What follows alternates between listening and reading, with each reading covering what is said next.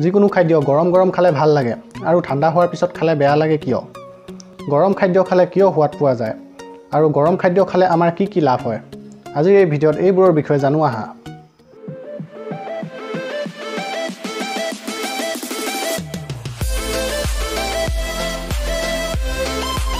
আমি যেতিয়া খাদ্য খাওঁ জিভাখনে সোৱাদৰ ছিগনেল মগজুলৈ পঠিয়ায় আৰু জিভাখনত সোৱাদৰ অনুভৱ হয়। যেতিয়া আমি গৰম খাদ্য খাওঁ তেতিয়া জিভাখনে মগজুলৈ গৰম খাদ্যৰ ছিগনেল পঠিয়ায়। এই গৰম খাদ্যৰ পৰা ওলোৱা গোন্ধ নাকটোৱে মগজুলৈ ছিগনেল পঠিয়ায়, যাৰ ফলত গৰম গৰম খাদ্য খালে ভাল লাগে।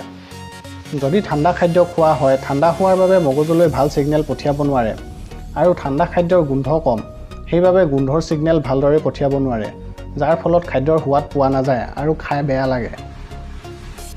গৰম খাদ্য গৰম হোৱাত জিভাত পোৱা যায় আৰু নাকেৰে গোন্ধ পোৱা যায়, সেইবাবে খাদ্যৰ সোৱাদ বৃদ্ধি হয়।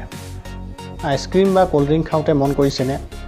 যদি আইচক্ৰীম বা ক'ল্ড ড্ৰিংক বেছি ঠাণ্ডা বা আইচ হৈ থাকে তেতিয়া তাৰ সোৱাদ পোৱা নাযায়, অকল ঠাণ্ডা ঠাণ্ডা লাগে।